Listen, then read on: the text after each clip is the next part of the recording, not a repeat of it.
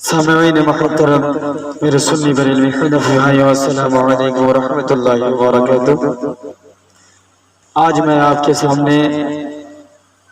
اصغری بیگم کے جھوٹے حوالوں کا آپریشن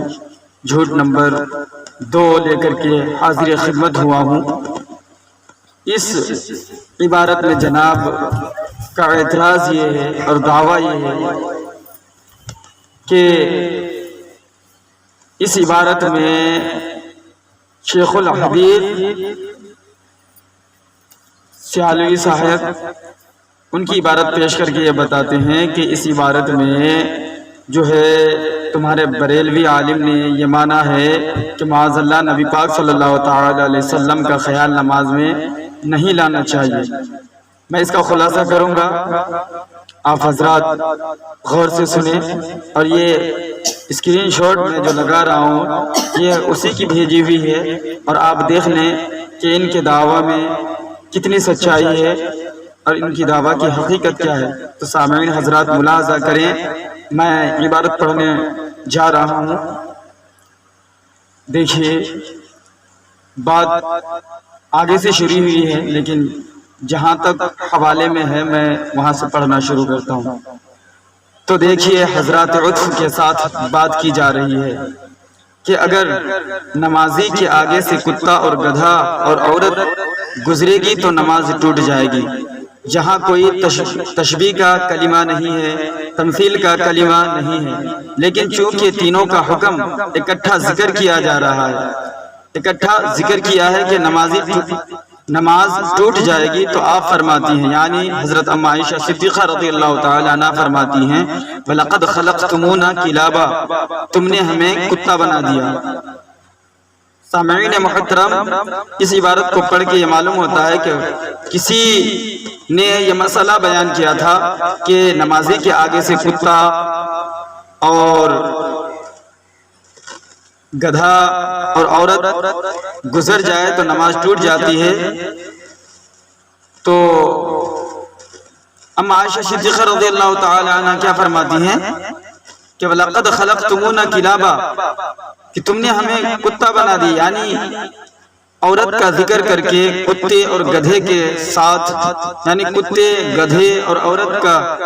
حکم اکٹھا بیان کر کے تم نے ہمیں کتا بنا دیا۔ تو سیالوی صاحب رحمہ اللہ تعالی علیہ یہ فرما رہے ہیں کہ تو معلوم ہوا کہ عطف کے ساتھ حکم میں شریک کرنا اگر کتا بنا دینے کے مترادف ہے، یعنی ام عائشہ صدیقہ رضی اللہ تعالی عنہ جو فرماتی ہیں کہ تم نے عورت کا ذکر کتے اور گدھے کے ساتھ نافذ کر کے بتا کر کے تم نے عورت کو کتا بنا دیا، ہمیں کتا بنا دیا، تو حضرت سیالوی رحمہ اللہ تعالی علیہ فرماتے ہیں کہ اگر تو معلوم ہوا کہ عطف کے ساتھ حکم میں شریک کرنا اگر کتا بنا دینے کے مترادف ہے، تو کیا اس موازنہ میں نبی پاک صلی اللہ تعالی علیہ وسلم کی بے ادبی ہے کہ نہیں، گستاخی ہے کہ نہیں؟ یعنی کہ اسماعیل دہلوی نے جو صراط مستقیم میں یہ کہا ہے، زنا کے وسوسے سے اپنی بیوی کی مجامعت کا خیال بہتر ہے، اور شیخ عینی جیسے اور بزرگوں کی طرف خواہ جناب رسالت مآب صلی اللہ تعالی علیہ وسلم ہی ہوں، اپنی ہمت کو لگا دینا اپنے بیل اور گدھے کی صورت میں مستغرق ہونے سے زیادہ برا ہے۔ تو اسی کے بارے میں سیالوی صاحب رحمہ اللہ تعالی علیہ فرماتے ہیں کہ ام عائشہ رضی اللہ تعالی عنہ تو ان کو جو ہے کہتی ہیں، جنہوں نے یہ فتویٰ بیان کیا کہ گدھے اور کتے عورت اگر نمازی کے آگے سے گزرے تو نماز ٹوٹ جاتی ہے، تو یہ اسماعیل دہلوی نے جو مسئلہ بیان کیا ہے معاذ اللہ رب العالمین کہ نماز میں گدھے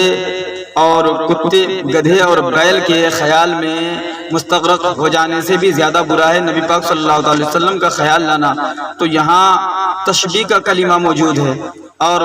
یہاں پہ تمثیل کا کلمہ موجود ہے۔ تو سیالوی صاحب رحمہ اللہ تعالی علیہ فرماتے ہیں کہ ام عائشہ رضی اللہ تعالی عنہ کے سامنے جو مسئلہ بیان کیا تھا اس میں تشبیہ کا کلمہ موجود نہیں ہے، تمثیل کا کلمہ موجود نہیں ہے، پھر بھی وہ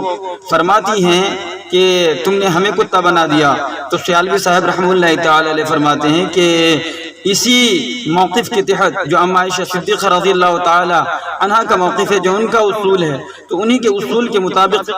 یہ جو صراط مستقیم میں عبارت لکھی ہے اور تشبیہ کے ساتھ گدھے اور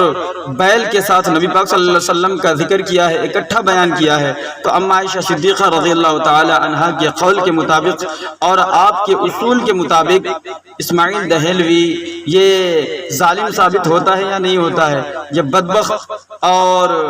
جو ہے دشمن مصطفیٰ گستاخ رسول ثابت ہوتا ہے یا نہیں ہوتا ہے، یہی سوال کر رہے ہیں۔ کون؟ حضرت شیخ الحدیث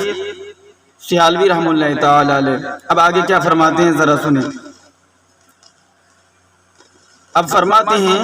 سیالوی رحمہ اللہ تعالی علیہ کہ اگر ان کو مسئلہ بتانے کا بڑا شوق تھا، اگر ان کو مسئلہ بتانا ہی تھا تو اس طرح بھی مسئلہ بتایا جا سکتا تھا۔ کیسے؟ کہ تصور سے منع کر دیا جاتا کہ حضور کا خیال ہی نہ آنے دیا جائے،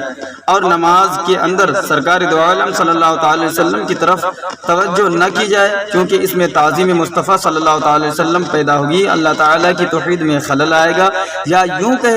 اتنا کہہ دینا کافی تھا۔ مسئلہ سمجھانے کے لیے یہ الفاظ موجود تھے، یعنی سیالوی رحمہ اللہ تعالی علیہ کہتے ہیں کہ اگر اس طرح کا الفاظ بھی یہ لکھ دیتا تو اس میں کچھ تعویل ہو سکتی تھی، اس میں جو ہے کچھ پہلو نکل سکتا تھا، یا یوں کہہ دیا جاتا کہ اگر سرکار کا خیال ہی کیوں نہ ہو، اس طرف متوجہ نہیں ہونا چاہیے، ادھر سے توجہ ہٹا لینی چاہیے، تاکہ ایسی تعظیم لازم نہ آئے جو توحید کے منافی ہو۔ تو سیالوی رحمہ اللہ تعالی علیہ فرماتے ہیں کہ اگر اس طرح کی بھی عبارت یہ لکھ دیتا کہ نبی پاک صلی اللہ علیہ وسلم کی طرف توجہ جو ہے نہیں کرنا چاہیے، ادھر سے ہٹا لینی چاہیے، تاکہ کوئی ایسی تعظیم لازم نہ آ جائے جو توحید کے خلاف ہو، تو اس طرح کی عبارت اگر یہ لکھتا تو اس میں کچھ پہلو نکل سکتا تھا، اس میں جو ہے کچھ تعویلیں ہو سکتی تھی۔ لیکن اس نے جس طرح سے عبارت لکھی ہے گدھے اور بیل سے موازنہ کر کے، اور گدھے اور بیل کے ساتھ نبی پاک صلی اللہ علیہ وسلم کا اکٹھا ذکر کر کے، تو اما عائشہ صدیقہ رضی اللہ تعالی عنہا کے قول کے مطابق یہ پکا منافق اور بدبخت ہے۔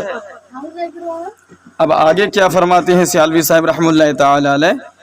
لیکن اس کا موازنہ اس کے ساتھ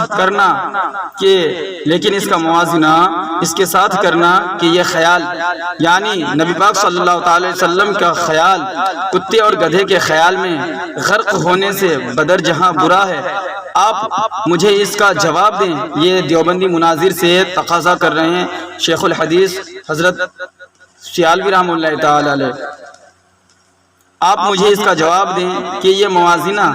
بے ادبی ہے یا نہیں، اور گدھے اور کتے کے ساتھ عورت کا ذکر کرنا اگر بے ادبی ہے، اور حضرت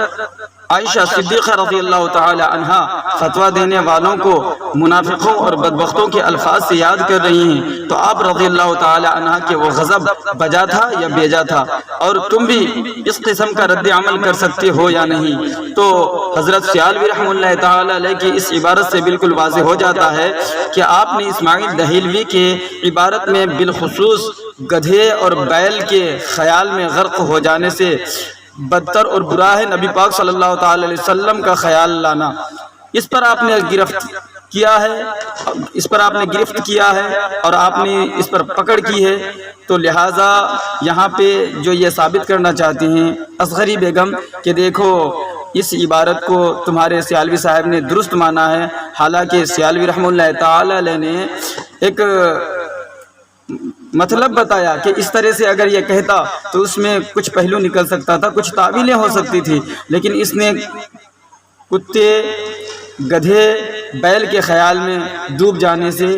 بھی برا نبی پاک صلی اللہ علیہ وسلم کے خیال لانے کو کہا ہے۔ تو اس نے گدھے کے اور بیل کے الفاظ اور نبی پاک صلی اللہ علیہ وسلم کے ذات کو اکٹھا ذکر کر کے اما عائشہ صدیقہ رضی اللہ تعالی عنہا کے اصول، قول اور فتوے کے مطابق منافقت کی ہے، بدبختی کی ہے، لہذا اما عائشہ صدیقہ رضی اللہ تعالی عنہا کے فتوے سے اسماعیل دہلوی صراط مستقیم کے لکھنے والے پکا بدبخت اور منافق ثابت ہوتا ہے۔ تو یہ سوال کا جواب آج تک کوئی دشمن خدا و رسول بالخصوص یہ دیوبھنگی نہ دے سکا۔ اب جب ان کے جان پر بن آئی ہیں اور جب صراط مستقیم پر پکڑ کی جاتی ہے تو یہ اپنے اسماعیل دہلوی بابا کے گردن کو چھڑانے کے لیے ان کی سڑی ہوئی بدبودار عبارت جو گستاخی پر مبنی ہے، ہمارے اکابرین ہمارے بزرگوں کے سر تھوپنے کی ناکام کوشش کرتے ہیں۔ لہٰذا آپ حضرات نے سماعت کی، میں نے بالکل وضاحت کے ساتھ بیان کر دیا کہ اصغری بیگم کا یہ اعتراض کہ تمہارے بزرگ نے، تمہارے اکابر نے اسماعیل دہلوی کی اس عبادت کو صحیح مانا ہے کہ معاذ اللہ نبی پاک صلی اللہ تعالی علیہ وسلم کا خیال نماز میں آ جائے گا تو توحید میں خلل آئے گا۔ حالانکہ آپ نے ایک مثال بیان کیا ہے کہ مثال کے طور پر اگر اس طرح سے کہا جاتا تو یعنی اس میں کچھ تعویلیں ہو سکتی تھی، اس میں کچھ جو ہے پہلو نکل سکتے تھے، لیکن اس نے تشبیہ اور تمثیل کے ساتھ گدھے اور بیل کے ساتھ نبی پاک صلی اللہ تعالی وسلم کا ذکر کر کے اس نے صریح گستاخی کی ہے، اور ایسے گستاخی کرنے والوں کو پہلے ہی اما عائشہ صدیقہ رضی اللہ تعالی عنہا بدبخت اور منافق کے الفاظ سے یاد کر چکی ہیں۔ لہٰذا اما عائشہ صدیقہ رضی اللہ تعالی عنہا کے فتوے کے زد میں اسماعیل دہلوی پکا بدبخت اور منافق ثابت ہوتا ہے۔ اگر دنیا دیوبندیت میں کوئی ہے تو اما عائشہ صدیقہ رضی اللہ تعالی عنہا کے اس فتوے کے زد سے اسماعیل دہلوی کو چھڑا لے اور قیامت واقع ہو جائے گی، لیکن کوئی ایسا دیوبندی پیدا نہیں ہوگا جو اسماعیل دہلوی کو اما عائشہ صدیقہ رضی اللہ تعالی عنہا کے فتوے کے زد سے نجات دلا پائے گا۔ تو سامعین محترم، یہ تھی حقیقت اصغری بیگم کے اعتراض اور ان کے باطل اعتراض کے، لہٰذا میں نے جواب دے دیا ہے۔ اب آپ حضرات ہمیں دیجیے اجازت، انشاءاللہ تعالی پھر بہت جلد ہم اس کے جھوٹے حوالوں کا آپریشن جھوٹ نمبر 3 لے کر کے آپ کے سامنے حاضر ہوں گے۔ لہٰذا آپ حضرات اس وائس کو زیادہ سے زیادہ شیئر کریں تاکہ ہمارے عوام الناس جو لا علم ہیں، غفلت میں پڑے ہیں، انہیں اس سے استفادہ حاصل ہو اور وہ اپنے اور اپنے نسل کی ایمان و عقائد کی تحفظ کر سکے۔